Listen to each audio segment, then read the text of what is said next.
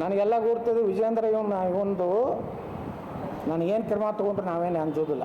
ನಾವು ಗಟ್ಟಿಯಾಗಿ ನಾವು ಪ್ರಾಮಾಣಿಕ ಸಲುವಾಗಿ ರಾಜ್ಯದ ಜನರು ಲೂಟಿ ಮಾಡಿರಿ.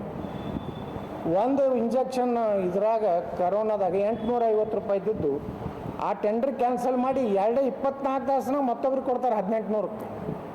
ಮಾಸ್ಕು 45 ರೂಪಾಯಿ ಮಾಸ್ಕು, 500 ರೂಪಾಯಿ 10,000 ಬೆಡ್ಡಿಂದ ಇದು ಮಾಡಿದ್ರು.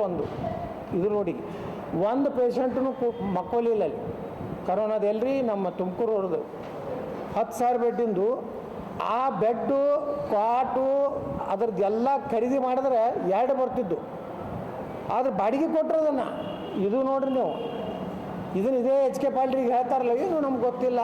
ಇದೇ ಎಚ್ ಕೆ ಪಾಲ್ರಿ ಏನೇನು ಮಾತಾಡ್ಯಾರ ಸದನ ಸಮಿತಿ ಒಳಗೆ, ಇದೇ ರಾಮಲಿಂಗಾರೆಡ್ಡಿ ಚೇರ್ಮನ್ ಇದ್ದಾಗ ಏನೇನು ಆಬ್ಜೆಕ್ಷನ್ ಮಾಡ್ಯಾರ, ಅವರೇ ತನಿಖೆ ಮಾಡ್ಲಿಕ್ಕೆ ತಯಾರದಾರೇನು?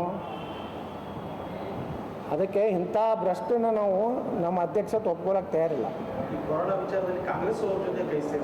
ಯಾರಿಗೆ ಹೌದ್ರಿ ಕೈ ಸೇರಿಸಿದ್ರಿದ್ದೆ ಅವರು ಅದನ್ನು ತನಿಖೆ ಮಾಡಲ್ಲಾಗ್ಯಾರ. ಇದೇ 2 ದಿವಸ ಮಾತಾಡಲ್ಲ ಸಿದ್ದರಾಮಯ್ಯನವರು ವಿಧಾನಸಭೆ ಒಳಗೆ 2 ದಿವಸ ಸದನದಾಗ ಮಾತಾಡ್ಯಾರ ಕರೋನಾದಾಗ ಯಾವ ರೀತಿಯ ಭ್ರಷ್ಟಾಚಾರ ಆಗಿತ್ತು. ಈಗ ಅವರೇ ಮುಖ್ಯಮಂತ್ರಿಯಾಗಿ 14 ತಿಂಗಳಾಯಿತು. ಈ ಇಷ್ಟು ದಿವಸ ಕತ್ತಿಕಾಯ್ತು. ಈಗ ನೀವು ಎನ್ಕ್ವೈರಿಗೆ ಹಾಕ್ತೀನಿ ಅಂತೀರಿ. ಬೋವಿ ನಿಗಮದ್ದು, ತಾಂಡ ಅಭಿವೃದ್ಧಿ ನಿಗಮ, ಅದು ಯಾವುದೋ ದೇವರಾಜರ್ಸ್ ಟ್ರಕ್ ಟರ್ಮಿನಲ್ದು. ಈಗ ಯಾಕ್ರಪ್ಪ 14 ತಿಂಗಳದಾಗ ಯಾಕೆ ಹಿಂದೆ ಹಾಕಲಿಲ್ಲ ಅಂದ್ರೆ ಈಗ ನಿಮಗೆ ಬತ್ತು. ಈಗ ಜಿಗಿದು ಮಾತಾಡ್ತಾನೆ ಡಿ ಕೆ ಶಿವಕುಮಾರ್. ಇದೇ ಮೊದಲು ಹಾಕ್ಬೇಕಾದ್ರೆ ಇದೇ ವಿಜೇಂದ್ರನ ಬಗ್ಗೆನೇ ಏನೇನು ಮಾಡಿ ನಂದು ಗೊತ್ತಿದೆ ಅಂತ ಹೇಳ್ಯಾರ. ಬಹಿರಂಗ ಕೊಡಿಸ್ರಿ ಅಂದರೆ ಮೊನ್ನೆದು ಭಾಳ ದೊಡ್ಡ ಸೆಟ್ಬ್ಯಾಕ್ ಏನಾಗಿತ್ತು ವಿಜೇಂದ್ರಗಂದ್ರೆ, ಅವ ಏನು ನಿತ್ತು ಅಲ್ಲಿ ಸಹಿ ಮಾಡಿಸ್ಕೊಂಡಲ್ಲ, ಅದರಿಂದ ಈ ಮನುಷ್ಯ ಎದುರಿಸ್ತದಾನೆ.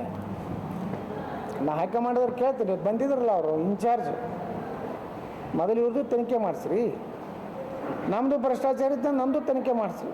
ನಾನು ಭ್ರಷ್ಟಾಚಾರ ಆರೋಪ ಇದ್ರೆ ಹೊರಗೆ ಹಾಕ್ರಿ. ಉಮೇಶ್ ಕಂಡಕ್ಟರ್ ಮನ್ಯಾಗ ಕೌಂಟಿಂಗ್ ಮೆಷಿನ್ ಸಿಕ್ಕು. BTS ಬಸ್ನಾಗ ಒಬ್ಬ ಕಂಡಕ್ಟರ್ ಅವ್ನ ಮನೆಗೆ ಇಟ್ಟು 4 ಮೆಷಿನ್ ಸಿಕ್ಕು. ಇಡಿದವ್ರು ಹಿಡ್ಕೊಂಡು ಹೋದ್ರಿ. ಇನ್ನ ಎಲ್ಲಿ ಹೋಯ್ತದ ಈಗ ಆ ಮಷಿನ್ಗಳು ಎಲ್ಲಿ ಹೋದು? ಆ ರೊಕ್ಕ ಸುಮಾರು 1,000 ಕೋಟಿ ರೂಪಾಯಿದಷ್ಟು ಡಾಕ್ಯುಮೆಂಟ್ ಸಿಕ್ಕು.